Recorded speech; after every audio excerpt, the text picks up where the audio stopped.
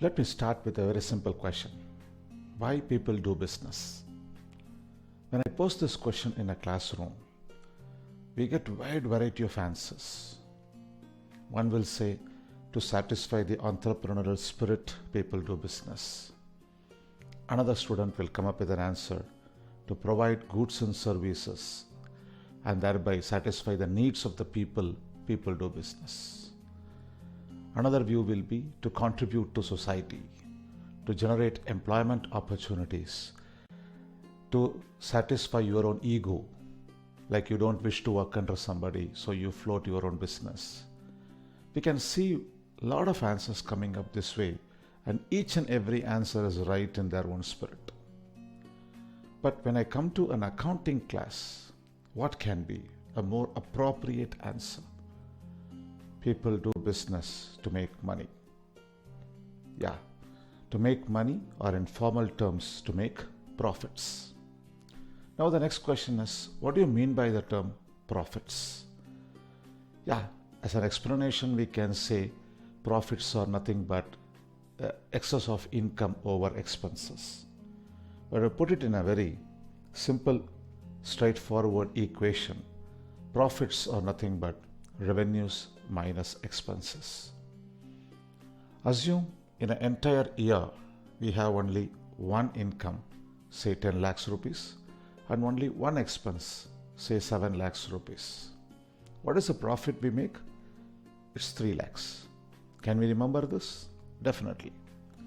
But very unfortunately, in any business, we don't just have only one income, one expense in a year.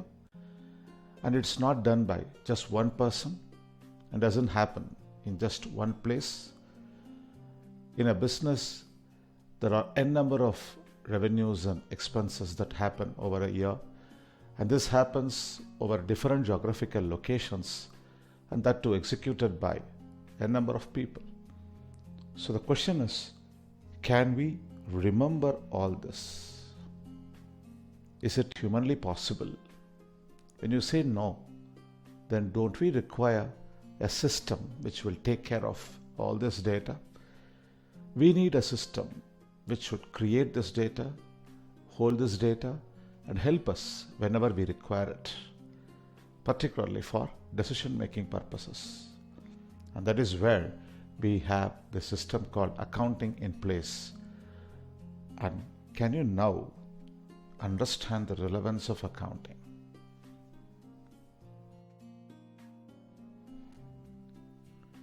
Having understood the relevance of accounting, now we will move on to the accounting definition. Let me just read that for you. Accounting is an art of recording, classifying, and summarizing in a significant manner, and in terms of money, transactions and events which are in part at least of a financial character, and interpreting the results thereof. This is the definition which we have to clearly explain the whole functions or the role of accounting in any business. Rather than trying to understand this definition in full, it is better if we break this into different parts, try to understand them individually, and then if we come to the definition, the whole or the holistic part of it can be well understood. So let me go for the individual parts of this definition now, which I will call as functions of accounting.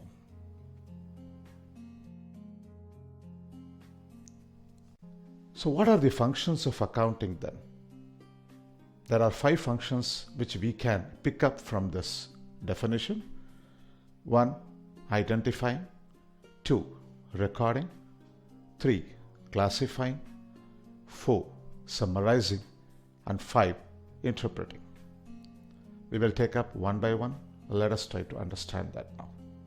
Starting from identification. When you say identifying, it is nothing but identifying the financial transactions and the accounts involved in it. The whole business will be full of transactions. When I say transactions, I mean a give and take. Throughout the day, throughout the period, we will find a lot of transactions happening in a business. But accountants are not bothered about all the transactions. We need to identify what are those transactions that create an impact on the financial position of the business. And those transactions I call as financial transactions. In some books, they even call it as events. So out of all the transactions that happen, we need to identify only financial transactions, that which creates an impact on the financial position of the business. Let me give an example. Assume a probable customer walks into your showroom, checks up all the products that you have displayed, and inquires about the price, the credit details, or any discount offers that you give, and so on. And he walks away. Is this a transaction? Yes, there is a give and take. You give some information, he has taken some information. Definitely this is a transaction. But the question now is it a financial transaction? No way. Why? Because of this, there is no impact on the financial position of the business. There is no increase or decrease in the financial position of the business just because of this transaction. So I would call this as a transaction, but not a financial transaction. But assume the same guy comes back the next day and he places a huge order for, say, 10 lakhs rupees and immediately gets all the goods from you, pays you money, and then he walks away. This is a financial transaction where, because of this activity, there is an impact on the financial position of the business. You have done some sales worth 10 lakhs rupees. Probably it has created some sort of an income for you, and it has influenced or created an impact on your financial position. That's what we call as a financial transaction or an event. So coming again, identifying is nothing but identifying the financial transactions and what are the accounts involved in it.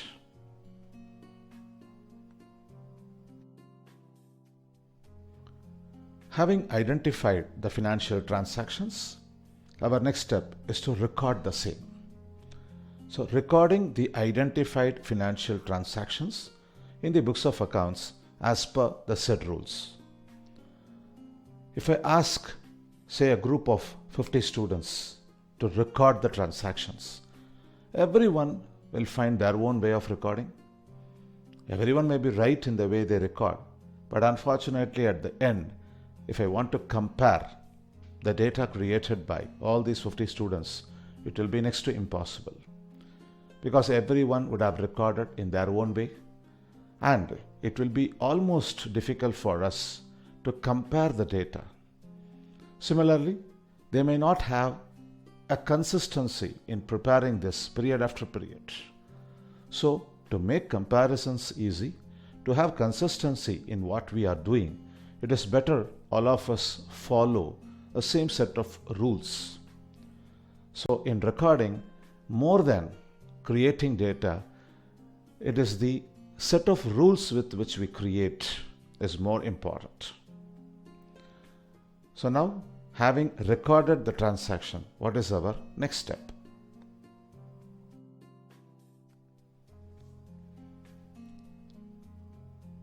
Let us classify the transactions under various heads now. Assume morning 9 o'clock you pay 200 rupees auto conveyance. Is it a financial transaction? Yes. Have you recorded this? Definitely. Now the next step is, under the head auto conveyance, note down 200 rupees. So you are creating a head and under which you are noting down the data. That is what classifying is. Say at 11 o'clock you pay 10,000 rupees salary to your assistant. Is it a financial transaction? Yes. Have you recorded this? Yes. Now under the head, assistant's salary, record 10,000 rupees. So for every expense and for every income, create a head and under that you make a note, and that is what basically classifying is. So you can find what are the various heads through which you have received your income, what are the various heads through which you have spent or you have done your expenses. So having done this, we will move to the next one, that is summarizing.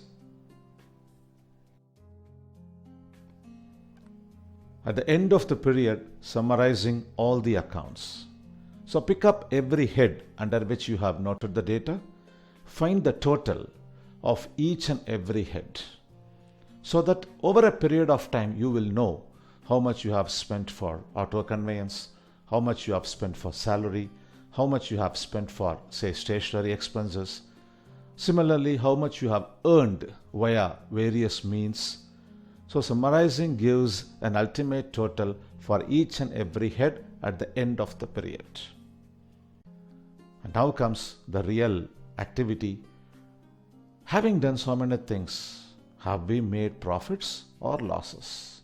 Let us check up that in the next one, interpreting.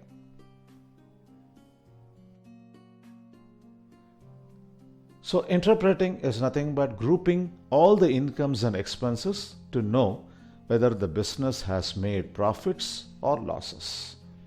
We know there are so many heads through which we have earned and there are so many heads through which we have spent. Let us group all this income to one side, group all expenses to one side. That income minus expenses will tell you, have we made profits or losses? If income is more than expense, yes, we have made profit, otherwise loss. In some of the books, they go one more step ahead. Rather than just interpreting, have we made profits or losses, can we question them? Meaning, can we do some analysis? How come we got only so much of profits? How come we suffered loss? Why our profits are lesser than our competitors? How come that my competitors have not made so much of losses when I have made? So question the numbers. That is where your analysis comes into picture. So, having said functions of accounting, we have made very clear where the process starts and where it ends. Begins with identifying, ends with interpreting. So let me come back to the definition now. Accounting is an art of recording, classifying and summarizing in a significant manner and in terms of money, transactions and events, which are in part at least of a financial character, and interpreting the results thereof. Now can you identify the functions of accounting through this? Can we identify, record, classify, summarize and interpret the financial data?